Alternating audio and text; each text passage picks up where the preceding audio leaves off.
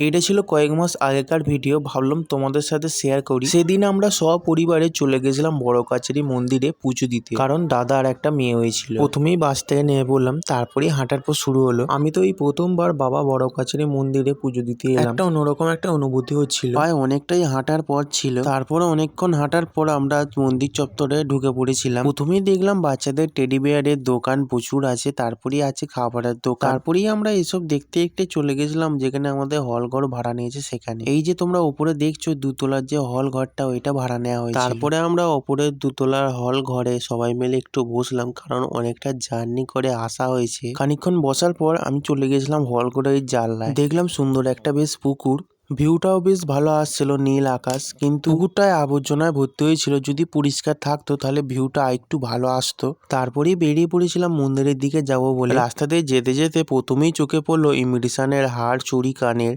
তারপরেই দেখলাম বাচ্চাদের জন্য অনেক কিছু খেলনাও নিয়ে বসে আছে। বিভিন্ন ধরনের ঠাকুরের পিকচার ছিল, মূর্তি ছিল, ব্যাগেরও বিভিন্ন স্টল দেখলাম। এখানে আসলে তোমরা বিভিন্ন ধরনের কেনাকাটাও করতে পারবে। বেশিরভাগ বাচ্চাদের খেলনার দোকান ছিল, যেটা দেখে আমার বাচ্চাবেলার কথা মনে পড়ে যাচ্ছিল। অনেক তো এবার দোকান দেখলে, চলো এবার মন্দিরের কাছে যাওয়া যায়। তারপরেই আমরা মন্দিরের সামনে চলে গেছিলাম। সেদিন শনিবার ছিল, তাই ভিড়টা অনেকটাই বেশি ছিল। মন্দিরের সামনে অনেক মানুষ গন্ডিও কাটছিল, তাই একটু দেখে দেখে যেতে হচ্ছিল। হায় বলাই তো হয়নি, তোমরা যারা আমার চ্যানেলে নতুন, চ্যানেলটা অবশ্যই সাবস্ক্রাইব করে অল নোটিফিকেশন ঘন্টাটা বাজিয়ে দিও, যাতে পরবর্তী কোনো ভিডিও চাইলে তোমার ফোনে প্রথম যাবে। চলো এবার ব্লগটা কন্টিনিউ করা যায়। বাবার মন্দিরের গ্রিলে যে এত সাদা সাদা যে কাগজ ঝুলছিল, তোমরা তো জানো এগুলো কি, তাও একবার আমি বলে দিচ্ছি। ওইগুলো হচ্ছে বাবা বড় কাছারি মন্দিরে যেসব মানুষরা পুজো দিতে যায়, তারা নিজেদের মনস্কামনা ওই সাদা কাগজটায় লিখে বাবার মন্দিরের গ্রিলে লাল কারে করে বেঁধে এরম করে ঝুলিয়ে দেয়, যাতে মনস্কামনা পূর্ণ হয়। এখন আমরা আছি বাবা বড় কাছারি মন্দিরের ঘাটে। প্রচুর মানুষের ভিড় ছিল।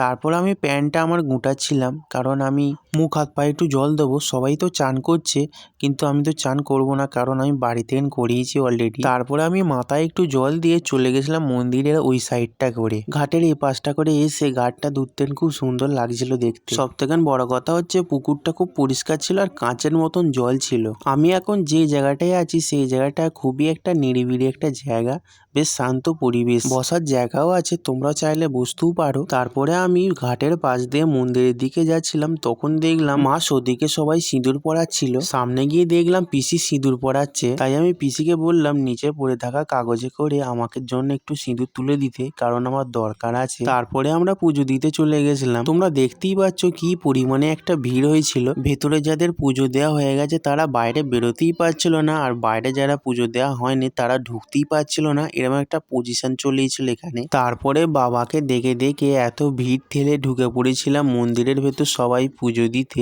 তারপরে বাবার কাছে পুজো দিয়ে চলে গেছিলাম আমাদের হল ঘরে। গিয়ে আগে খেতে বসে পড়েছিলাম, কারণ অনেকটা খিদে পেয়ে গেছিল। খাবারে ছিল আলুর দম, মুড়ি আর শসা, তার সঙ্গে বোঁদে। খাওয়া দাওয়া সেরে এখন আমি যাচ্ছি মন্দিরের কাছে বাবাকে লাস্টবারের মতন দর্শন করতে। তখন প্রায় বাজে 3:30। তখনও বহু মানুষ পুজো দিচ্ছিল এবং তখনও বহু মানুষ আসছিল পুজো দিতে বাবার কাছে।